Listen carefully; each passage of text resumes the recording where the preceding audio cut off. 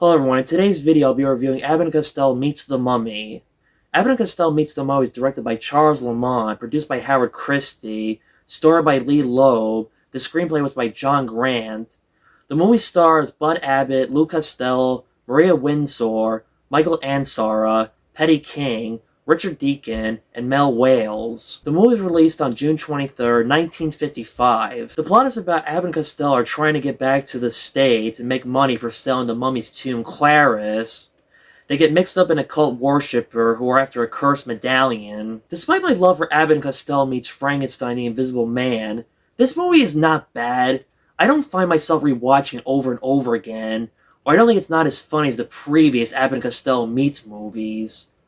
Also, there are not many memorable moments or quotes like in Meets Frankenstein. As a little kid, I may have saw this like once or twice on TV or DVD, but I do remember the first time seeing this was on TV as a little kid. It takes and copies jokes from Meets Frankenstein. When Lou finds the mummy, he runs to get Bud, and Bud does not believe him like in Meets Frankenstein. It shows that like some of the jokes were cheap and lazy, some funny, and some jokes not so funny. It was funny when they were eating hamburgers. One of the burgers has the cursed necklace. Lou tricks Bud to look over there and switches plates. Bud does the same thing until Lou gets the burger without the cursed medallion. This is one of their most famous skits. As I'm editing this video, I forgot to mention how they copied the same joke from Abbott and Costello Meets Frankenstein, where Lou thought that the girl was really into him, but instead the girl was just using him the whole time. Also, how Lou was dating a girl who was like way out of his league. Instead of the Mummy Kharis, it's Khlaris. The other characters are not interesting and not memorable. Richard Deacon from Dick Van Dyke and Leave It to Beaver is in this movie. This one is not bad or the worst, just not up there or highly ranked the same way I do with Abbott and Costello Meets Frankenstein, Meets the Invisible Man, and Meets Dr. Jekyll and Mr. Hyde. This one's mediocre average. This is the last of Abbott and Costello Meets movies. Not only that, Abbott and Costello were not doing well with their movies around this time period.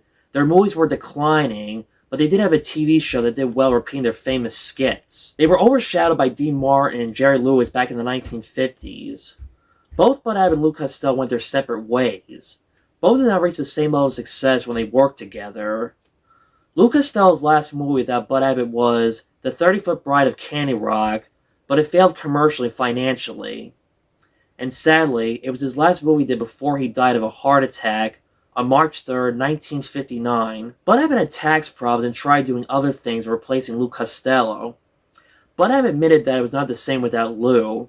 He had health problems in the end and died of prostate cancer on April 24th, 1974. There's not much else I have to say about this movie. This video will be short, simple, and straightforward.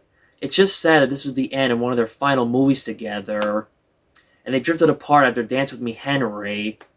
A sad, tragic ending to two comedy legends. So that was my review of Abbott and Costello Meets the Mummy. Like the video, subscribe, hit the notification bell to get the latest updates on my YouTube channel, and stay tuned for the Invisible Man series.